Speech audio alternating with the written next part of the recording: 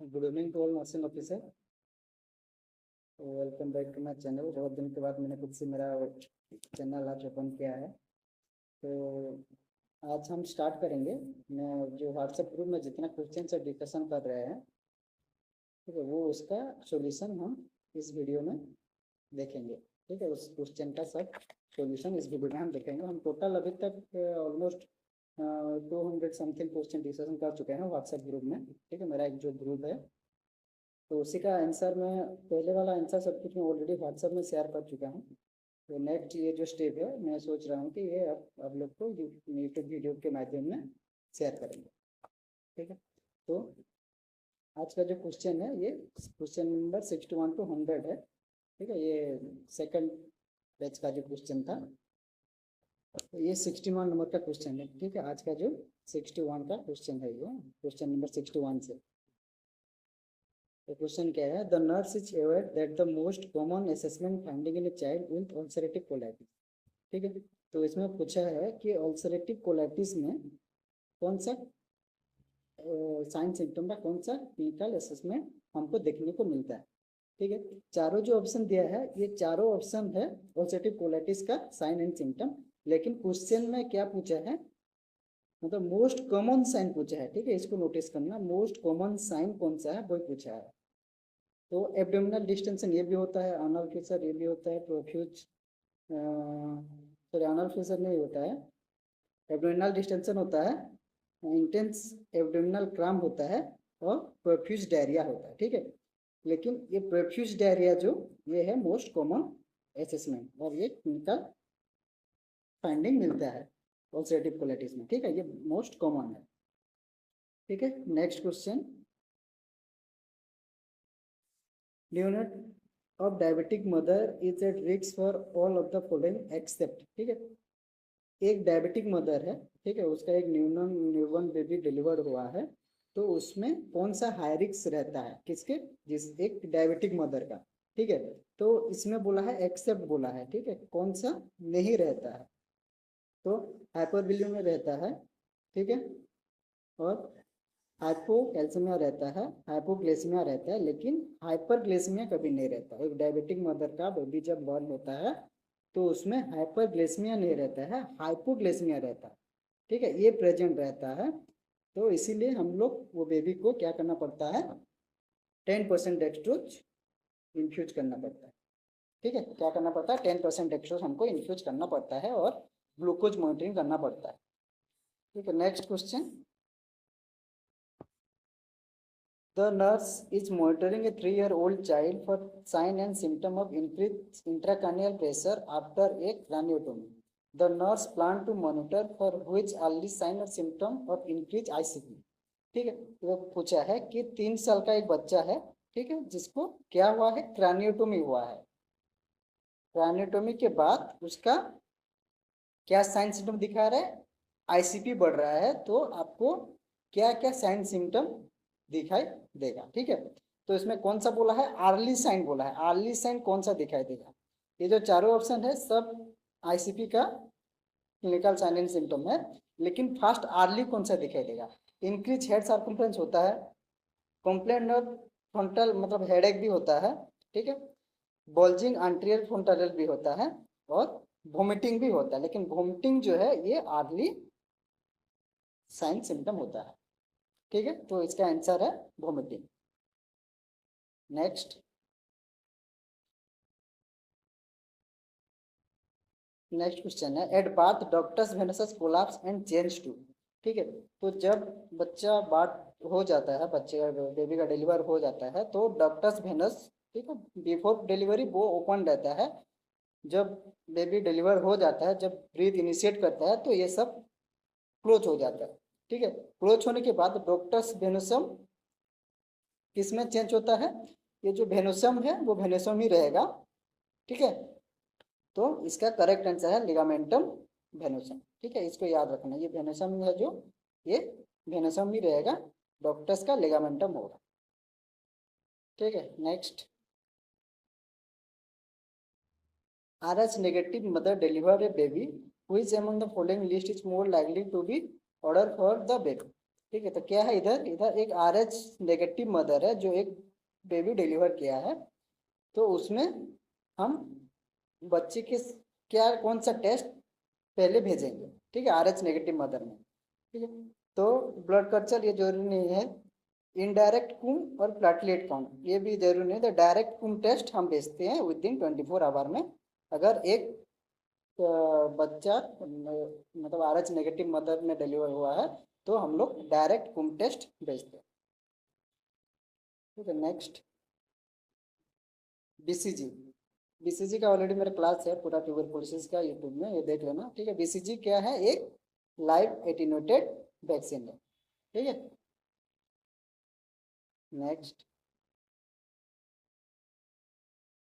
One of the following not the typical feature of kwashiorkor, ठीक है। क्वासियरकर मारामिस ये तो सब लोग पढ़ा होगा, एक protein energy deficiency, protein deficiency और एक प्रोटीन एंड कैलोरी डेफिशिएंसी है। तो क्वासियरकर क्या है, प्रोटीन डेफिशिएंसी है। तो उसमें क्या है, क्लिनिकल फीचर सब देखने को मिलता है। इसमें बोला है नॉट, नॉट बोला है, ठीक है, क्या देखने को नहीं मिलता है क्वासियरकर में, ठीक है। तो क्वासियरकर में क्या होता है, यूजुअली गुड एपिटाइट ये देखने को नहीं मिलता है, ठीक है। इसमें क्वासियरकर में हमको लॉस ऑफ एपिटाइट देखने को मिलता है, मसल वेस्टिंग देखने को मिलेगा, severe loss of subcutaneous fat देखने को मिलेगा, मून फेस देखने को मिलेगा, ठीक है। और फ्लैग साइन भी देखने को मिलता है उसमें, और फैटी लिवर, इडिमा, ठीक है, ये सब लॉस ऑफ एपिटाइट ये सब देखने को मिलता है। नेक्स्ट क्वेश्चन, तो इसका correct answer usually good appetite, good appetite नहीं मिलता है, ये मिलता है हम लोग का लॉस ऑफ एपिटाइट, ठीक है। तो नॉट बोला है तो यही करेक्ट आंसर है। Next question, which of the following is not a typical feature of मारास्मस, इसमें भी मारास्मस पूछा है, ठीक है। मारास्मस मतलब प्रोटीन एंड कैलोरी डेफिशिएंसी का डिसऑर्डर है, तो नॉट पूछा है, तो कौन सा क्लिनिकल फीचर नहीं है उसका, वो है मून फेस, ठीक है। अभी हम लोग क्वासियरकर में डिस्कशन किया, क्वासियरकर का जो क्लिनिकल फाइंडिंग है वो है मून फेस, लेकिन मारामस का मून फेस नहीं है, ठीक है। तो इसमें क्या क्या देखने को मिलता है, मारास्मस में एक्चुअली sunken आई, sunken आई देखने को मिलता है, मोंकी फेस देखने को मिलता है, उधर मून फेस था, इधर मोंकी फेस देखने को मिलता है, ठीक है।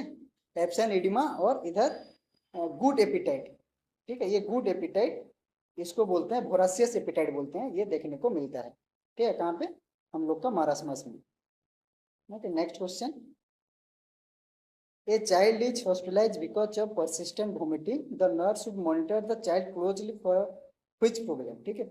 एक बच्चा चाइल्ड एडमिट हुआ है, ठीक है, और उसको क्या हो रहा है, परसिस्टेंट वोमिटिंग हो रहा है, ठीक है। तो वोमिटिंग, परसिस्टेंट वोमिटिंग मतलब रिकरेंट रेगुलरली वोमिटिंग हो रहा है, the nurse should monitor the child. तो उसमें क्या हमको मॉनिटर करना है, अगर एक बच्चा को कॉन्टिन्यूसली वोमिटिंग हो रहा है तो कौन सा साइन और कौन सा क्लिनिकल फाइंडिंग हमको मॉनिटरिंग करना है, ठीक है। Metabolic alkalosis, hyper active bowel sound, metabolic acidosis and diarrhoea, ठीक है। तो वोमिटिंग अगर हो रहा है बच्चा को तो इसमें हम लोग को मेटाबॉलिक अल्कालोसिस दिखाई देगा, ठीक है। इसको मॉनिटर करना है क्योंकि हम लोग का बॉडी में HCl, बच्चा का जो वोमिटिंग हो रहा है हाइड्रोक्लोरिक एसिड बाहर जा रहा है, ठीक है। तो उसमें हम लोग को मेटाबॉलिक एसिडोसिस दिखाई देगा, ठीक है। Next question, after a tonsillectomy a child begins to vomit bright red blood, the nurse should take which initial action. तो इस क्वेश्चन पूछा है कि एक बच्चा का टॉन्सिलेक्टोमी हुआ है, ठीक है, तो उसके बाद जो चाइल्ड वोमिटिंग कर रहा है, ठीक है, क्या वोमिटिंग कर रहा है, ब्राइट रेड ब्लड, ठीक है। तो टॉन्सिलेक्टोमी के बाद ब्राइट रेड ब्लड वोमिटिंग ये कॉमन साइन है, इसमें कुछ करने का जरूरत नहीं है। तो फास्ट 12 to 24 आवर ये ब्राइट रेड ब्लड आता है। तो इसमें क्या करना है, maintain NPO, notify the healthcare provider, admit the prescribed antiemetic, turn the child to site। तो फास्ट इनिशियल एक्शन क्या है, हम बेबी को, ये सब जरूरी है, ठीक है, लेकिन इनिशियल क्या है, फास्ट हमको करना है turn the side to the baby to prevent aspiration, ठीक है। जो वोमिटिंग कर रहा है वो आस्पिरेट नहीं होने के लिए हमको बेबी को टर्न करना है, ठीक है। Next question. Next, a 10 years old child with asthma is treated for acute exacerbation in the emergency department. The nurse caring for the child should monitor for which sign knowing that it indicate worsening of the condition. ठीक है, तो एक 10 साल का बच्चा emergency department आया है, ठीक है, जिसको ऑलरेडी पहले से आस्थमा है और अभी क्या लेके आया है, एक्यूट एक्जास्पेशन, मतलब उसको ब्रीदिंग लेने में डिफिकल्टी हो रहा है, ठीक है। तो पहले क्या एक नर्स क्या मॉनिटर करेगा कि देखे कि वो जो कंडीशन लेके आया है वो ज़्यादा बढ़ रहा है, वर्सनिंग ऑफ द कंडीशन हो रहा है, ठीक है। तो क्या ऐसा साइन वो इंडिकेट करेगा कि जो आस्थमा का पेशेंट आया है उसका कंडीशन बिगड़ता जा रहा है, ठीक है। तो फर्स्ट है respiratory rate 80 breath per minute है, ये नॉर्मल है। पल्स रेट 19, डिक्रीज स्विचिंग और वार्म ड्राई स्किन, ये सब नॉर्मल है। लेकिन डिक्रीज स्वीजिंग साउंड, ठीक है, एक आस्थमा में क्या होता है, हम लोग का जो ये सब कोलैप्स होने की वजह से, ठीक है, ब्रोंकियल्स कोलैप्स होने की वजह से व्हीजिंग साउंड सुनाई देता है, ठीक है। ये due to obstruction of the airway, ठीक है, क्या होता है, हम लोग को व्हीजिंग साउंड सुनाई देता है। तो अगर व्हीजिंग साउंड डिक्रीज हो गया है तो उसका एयरवे जो है, ठीक है, ब्रोंकियल जो है, ब्रोंको जो है वो टोटली कोलैप्स हो चुका है, ठीक है, टोटली क्लोज हो चुका है। तो अभी इसलिए व्हीजिंग साउंड नहीं आ रहा है, व्हीजिंग साउंड डिक्रीज हो गया, तब उस पेशेंट को हम लोग जल्दी से ट्रीट करेंगे, ठीक है। इसके और एक क्वेश्चन है, ठीक है, क्या ट्रीटमेंट है उसको मैं डिस्कशन कर लेंगे। Next question, the nurse has just administered ibuprofen to a child with temperature of 102 degree Fahrenheit, the nurse should also take which action, ठीक है। तो एक बच्चा है, एक चाइल्ड है जिसको फीवर हुआ है 102 डिग्री फ़ारेनहाइट, ठीक है, हम उसको क्या दिया है, आइबुप्रोफेन दिया है, पैरासिटामोल आइबुप्रोफेन दिया है। तो नेक्स्ट एक्शन क्या करें, तो plan to enter salicylic acid, ये जरूरी नहीं है। Remove excessive cloth and blanket from the child, ठीक है, तो एक्स्ट्रा क्लोथेस जो है हमको रिमूव करना है ताकि टेम्परेचर कम हो जाए, डिक्रीज हो जाए, ठीक है। Sponge the child with cold water, ये भी सही है, लेकिन कोल्ड वाटर से नहीं करते हैं, हम लोग टेपिड वाटर से स्पॉन्ज देते हैं, ठीक है।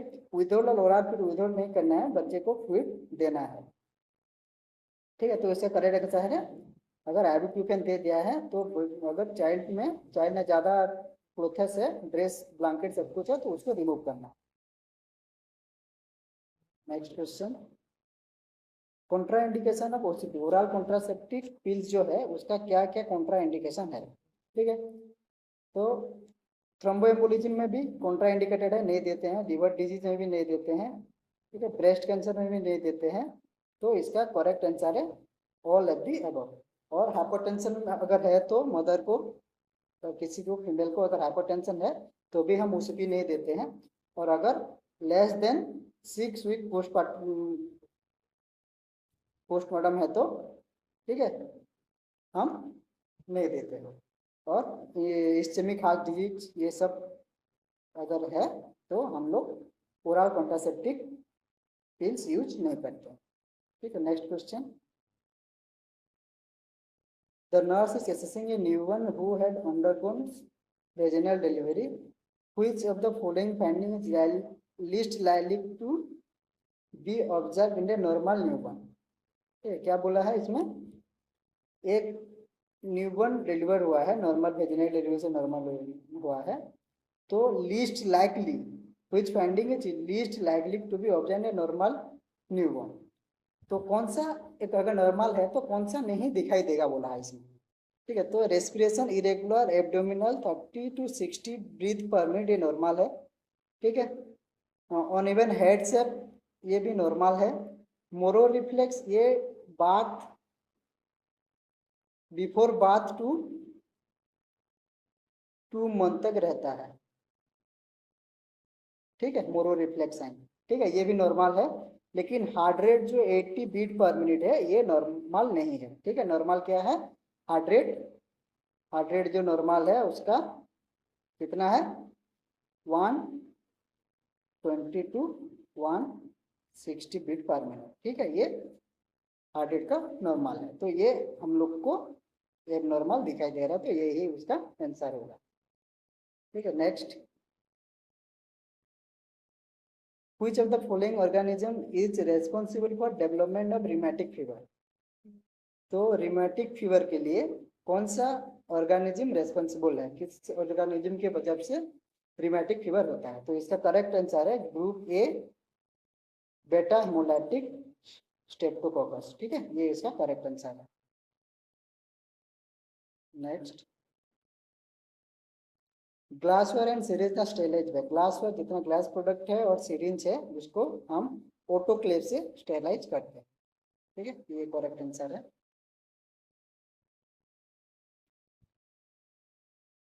Germ theory propose by Louis Pasteur, ठीक है, किसने दिया है, लुइस पास्चर दिया जर्म थ्योरी, करेक्ट आंसर है।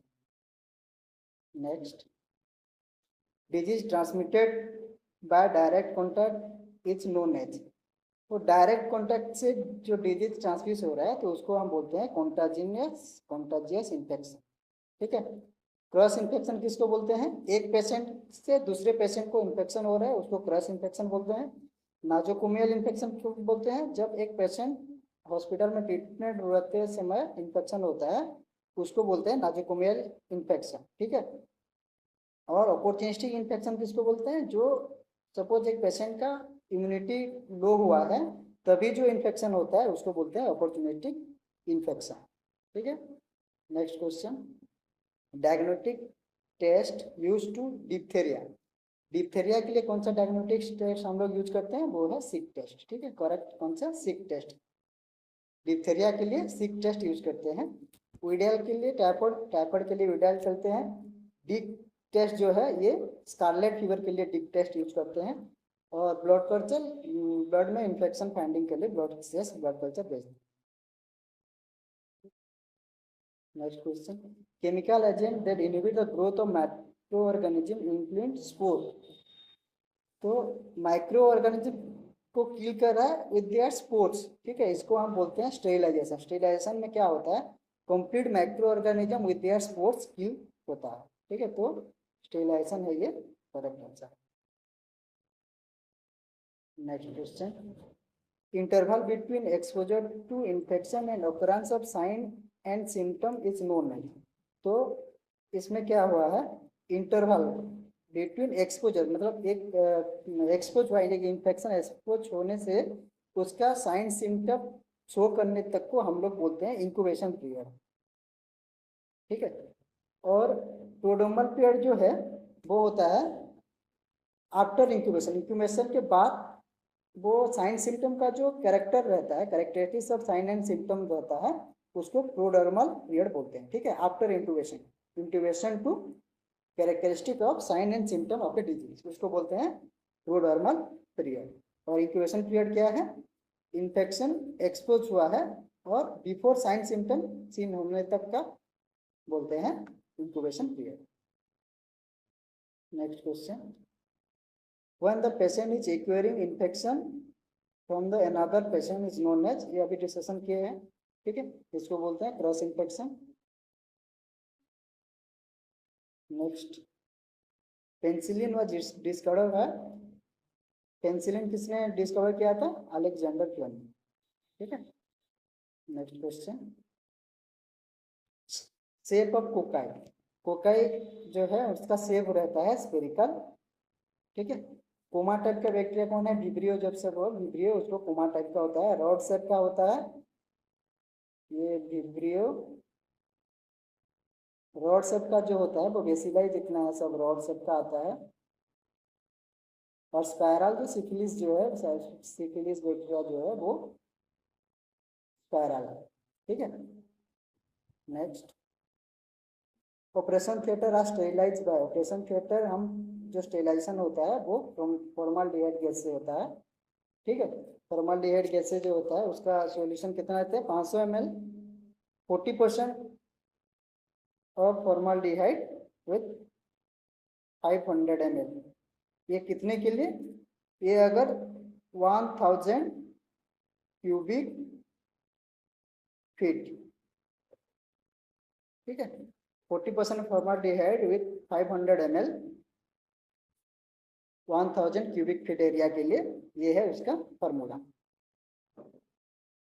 ठीक है। Next, ABO antibodies are IgM, इसको करेक्ट आंसर है IgM। Organism causing peptic ulcer, H pylori, pyloric ये है ऑर्गेनिज्म है जो पेप्टिक अल्सर करता है, हेलिकोबैक्टर पाइलोरी, ठीक है। Next, when attending a client with head and neck trauma following a vehicular accident the nurse initial action to, ठीक है। तो इसमें क्या हुआ है, एक इमरजेंसी में एक पेशेंट आया जिसका एक्सीडेंट हुआ है, ठीक है, and head and neck trauma हुआ है। तो इनिशियल एक्शन क्या करना है हम लोग को, अगर ऑलरेडी क्वेश्चन में हेड एंड नेक ट्रॉमा दे दिया है तो हमको सर्वाइकल इंजुरी का चांस रहता है, तो सर्वाइक तो हमको इमोबिलाइज करके रखना है, ठीक है। सर्वाइव जो है सर्वाइकल एरिया को हमको इमोबिलाइज करके रखना है, ठीक है। तो ये इसका correct answer. Next, in condition a primary survey on a trauma patient which of the following is consider one of the priority element of the primary survey, ठीक है। इसमें क्या बोला है, सेम ट्रॉमा पेशेंट आया है, ठीक है, तो प्रायोरिटी एलिमेंट, तो हम लोग प्राइमरी सर्वे क्या करेंगे, ट्रॉमा पेशेंट आया है अगर एक्सीडेंट होके आरटी केस, तो हमको ब्रीफ न्यूरोलॉजिकल असेसमेंट करना है पहले, ठीक है। फर्स्ट जो प्राइमरी सर्वे है, इनिशियल जो असेसमेंट करेंगे वो है प्राइमरी न्यूरोलॉजिकल असेसमेंट करना है। Next, a 65-year-old patient arrived at the triage area with complaint of diaphoresis,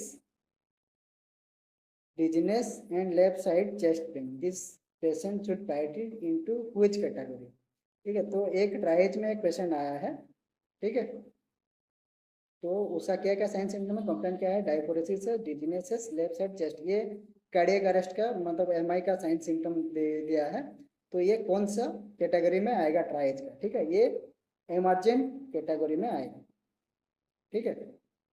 तो एक्चुअली ट्राइज का कलर कोड होता है, तो रेड इमरजेंट जो है वो है रेड, अर्जेंट जो है येलो, ठीक है, और दो कलर रहता है ग्रीन, ग्रीन को हम डिले भी कर सकते हैं,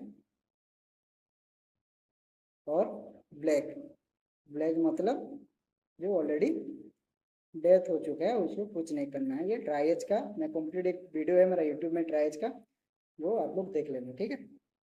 next question,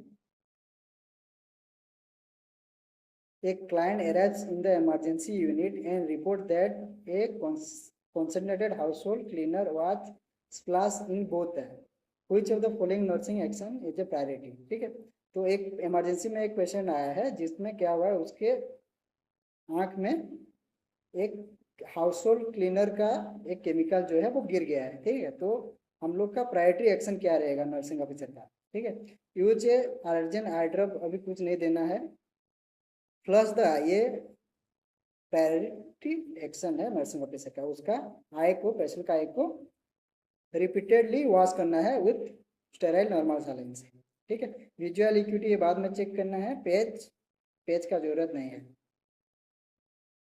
next, a client arrives at the emergency department who suffer multiple injury from a head on a car collision, which of the following assessment should take the highest priority to take, ठीक है। क्या बोला है, एक emergency department में एक patient आया है, ठीक है, क्या हुआ है, कार एक्सीडेंट से, और मल्टीपल इंजुरी और हेड इंजुरी भी है, तो नर्सिंग का प्रायोरिटी एक्शन क्या रहेगा इसमें भी, ठीक है। तो असेसमेंट क्या करेंगे उसका, irregular pulse, ecchymosis in the flank area, deviated trachea और अनइक्वल प्रीपिच, ठीक है। तो इरेगुलर पल्स ये इनिशियल नहीं है। अगर पेशेंट का डेविएटेड ट्रैकिया है तो पहले हमको उसका एयरवे पैटर्न करना है, ठीक है। तो ट्रैकिया डेविएटेड है तो हम लोग का प्राइमरी केयर है कि इसको मैनेज करना है। नेक्स्ट, नर्स के लिए right nurse encounter a client who complaint of mid sternal chest pain, dizziness and diaphoresis, which of the following action should take priority. ठीक है, इसमें बोला है कि एक पेशेंट आया है, कंप्लेंट क्या है उसका, मिड स्टेरनल चेस्ट पेन हो रहा है, डिजीनेस हो रहा है, डायग्नोसिस हो रहा है, ठीक है। तो ये पूरा क्लिनिकल सिम्टम क्या है, एमआई का। तो एक इमरजेंसी में एक एमआई पेशेंट आया है तो नर्स का प्रायोरिटी एक्शन क्या रहेगा, complete history taking, put the client on ECG monitor, notify the physician and investor oxygen therapy by nasal pen. तो फर्स्ट प्रायोरिटी है हमको कार्डियक ऑक्सीजनेशन करने के लिए, ठीक है। तो फर्स्ट प्रायोरिटी है हम पेशेंट को ऑक्सीजन देंगे, ठीक है। नेक्स्ट ईसीजी करेंगे, ठीक है। और बाकी का ये हिस्ट्री फिस्ट्री लास्ट में हम ले सकते हैं, लेकिन फर्स्ट प्रायोरिटी जो एक्शन है हमको पेशेंट को ऑक्सीजन देना है। When a unexpected death occurs in the emergency department, which task is the most appropriate to delegate to a nursing assistant? ठीक है, इसमें क्या बोला है, एक अनएक्सपेक्टेड डेथ हुआ है, पेशेंट एक इमरजेंसी में पेशेंट आया है, तो उसका कुछ हिस्ट्री पता नहीं है, लेकिन वो डेथ हो चुका है, क्यों डेथ हुआ है वो भी पता नहीं है। तो इधर नर्सिंग असिस्टेंट का रोल क्या है पूछा है, ठीक है, नॉट नर्सिंग ऑफिसर, इधर नर्सिंग असिस्टेंट का रोल क्या है वही पूछा है। Help the family member to collect the belongings, ये बिलोंगिंग मतलब में भी पेशेंट का कुछ सामान हो सकता है, कुछ रिपोर्ट हो सकता है, ये एक नर्सिंग ऑफिसर को करना है, ठीक है। Facilitate meeting between the family and the organ donor specialist, ये भी नर्सिंग ऑफिसर को करना है, ठीक है। तो escorting the family place to privacy, ठीक है, और फैमिली मेंबर को प्राइवेसी एक जगह में रखने के लिए बोला है। तो इसका जो करेक्ट आंसर है ये असिस्ट द पोस्टमार्टम केयर, ठीक है। पोस्टमार्टम केयर मतलब ये नहीं है, डेथ के बाद जो केयर देते हैं उसको पोस्टमार्टम केयर भी कहते हैं। तो ये नर्सिंग असिस्टेंट का जॉब रोल है, ठीक है। Next question, you are preparing a child for IV conscious sedation before the repair of facial laceration. What information should you report immediately to the physician? ठीक है, एक बच्चा को आप प्रिपेयर कर रहे हो किस लिए, उसका फेशियल में लसरेशन हुआ है, उसका स्टिच या कुछ रिपेयर होगा, तो उसको डॉक्टर ने आईवी मतलब सेडेशन देने के लिए बोला है। तो इसमें से कौन सा आपको अगर हो रहा है तो आप फिजिशियन को इन्फॉर्म करोगे, ठीक है। ये चारों ऑप्शन में से क्या है, the parents want information about the IV conscious sedation, ये तो जरूरी है, ये डॉक्टर देगा, ठीक है। Two parent is not sure regarding the child tetanus immunization status, ये जरूरी नहीं है, अगर नहीं है तो हम एक टिटानस दे के भी कर सकते हैं, ठीक है। The child suddenly pull out the IV, ये भी जरूरी नहीं है। The parents refusal of the administration of IV sedation, अगर पेशेंट चाइल्ड का पेरेंट्स अगर रिफ्यूज कर रहा है कि हमको आईवी सेडेशन नहीं देना है बच्चा को, तो ये जाके तुरंत हमको फिजिशियन को इन्फॉर्म करना है, क्योंकि ये पेशेंट राइट्स है। Next question, on assessment the nurse note that the client has gone inside the mouth and it's wheezing. Several hours later the wheezing is no longer here. What is the nurse next action? Same question, पहले एक question discussion कर चुके हैं। तो एक burn patient हुआ है जिसमें उसका नेक और माउथ बर्न हुआ है, ठीक है। तो उसका साइन जो था वो व्हीजिंग था, ठीक है। व्हीजिंग कब आता है, जब एयरवे सब नेरो हो जाता है, ठीक है। तो बर्न के बाद उसका एयरवे सब नेरो हो गया है, उसके वजह से ह्यूजिंग आ रहा था, किंतु कुछ घंटे के बाद वो ह्यूजिंग और सुनाई नहीं दे रहा है। तो नेक्स्ट एक्शन क्या रहेगा, क्या करेंगे हम लोग, डॉक्यूमेंट द फाइंडिंग की नॉर्मल नहीं है, losing the dressing and the chest, ये लूज करना है, लेकिन प्रायोरिटी क्या है, rising the head of the bed, ये भी करना है, लेकिन हाईएस्ट प्रायोरिटी है प्रिपेयर फॉर इंट्यूबेशन, क्योंकि उसका एयरवे टोटली ब्लॉक हो चुका है, इसके वजह से हमको और ह्यूजिंग साइन सुनाई नहीं दे रहा है, ठीक है। तो प्रायोरिटी क्या है, हम पेशेंट को इंट्यूबेशन के लिए प्रिपेयर करें, ठीक है। Next question, 10 hours after the client with 50% bone is admitted, her blood glucose level is 140 mg per dl. What is the nurse's best action? ठीक है, 50% बर्न का पेशेंट है, ठीक है, हम जब उसका ग्लूकोज चेक किया तो 140 है, तो नेक्स्ट एक्शन क्या है? ठीक है, 140 है तो ये नॉर्मल फाइंडिंग है, इसमें कुछ करने का जरूरत नहीं है, डॉक्यूमेंट तो फाइंडिंग है, नॉर्मल फाइंडिंग है। Next question, the client has a large burn area on the right arm, the burn area appears pink, has blister and is very painful. How will the nurse categorize this injury? ठीक है, तो large burn हुआ है और क्या क्या sign है उसमें? पिंक कलर का है और ब्लिस्टर है, वेरी पेनफुल है, ठीक है। तो ये सब साइन जो है ये पार्शियल थिकनेस सुपरफिशियल बर्न का साइन सिम्टम है, ठीक है। सुपरफिशियल में क्या क्या साइन देता है? जो वुंड है वो पिंक कलर दिखाई देगा, उसमें ब्लिस्टर रहेगा और पेनफुल रहेगा, वेरी पेनफुल रहेगा, वो है पार्शियल थिकनेस। जो सुपरफिशियल बर्न है वही उसका कैटेगरी है। Next question, a client has burn on both leg, this appear white and leather like. तो इसमें क्या बोला है? उसका जो सुपरफिशियल बर्न था उसका पिंक कलर था, अगर व्हाइट, येलो और ब्लैक ये सब कलर अगर हो रहा है, नो ब्लिस्टर, ब्लिस्टर नहीं है, ब्लीडिंग, नो ब्लिस्टर और ब्लीडिंग प्रेजेंट, ब्लीडिंग भी नहीं है, and there is just small amount of pain, ठीक है, इधर पेन इतना ज़्यादा नहीं हो रहा है, स्मॉल अमाउंट ऑफ पेन हो रहा है, तो ये क्या आएगा? ये फुल थिकनेस। जब फुल थिकनेस बर्न होता है तब क्या होता है? नर्व का डैमेज होता है, तो इसी वजह से पेन पेशेंट फील नहीं कर पाता है, ज़्यादा पेन फील नहीं करता है, तो उसको बोलते हैं, वो कौन सा कैटेगरी में आएगा? फुल थिकनेस बर्न में आएगा, ठीक है। Next, the client has experienced an electrical injury of the lower extremity. Which of the priority assessment data to obtain from this client?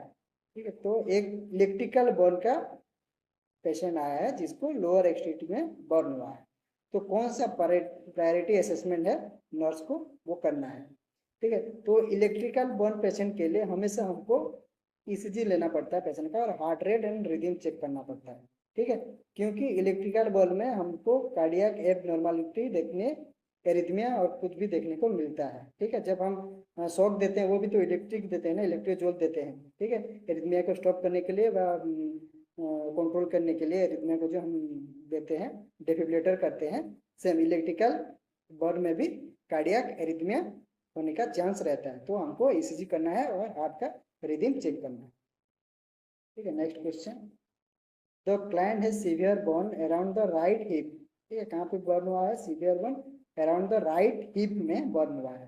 Which position is most important to use the maintain maximum function of this joint? तो कौन सा position हमको maintain करके रखना है, ठीक है। Hip maintain in 30 degree flexion, hip at 0 flexion with leg flat, knee flex at 30 degree angle, leg abducted from wedge. तो हमको क्या करना है? फ्लेक्शन और लेग को एबडक्ट नहीं करना है, ठीक है। क्यों? अगर बर्न हुआ है, ठीक है, तो उधर स्किन स्ट्रेच होगा और ज़्यादा पेनफुल रहेगा, तो हमको इसमें क्या करना है? हिप एट 0 फ्लेक्शन, फ्लेक्शन नहीं करना है, लेग को फ्लैट करके रखना है, ठीक है। नेक्स्ट क्वेश्चन, तो ये लास्ट क्वेश्चन था।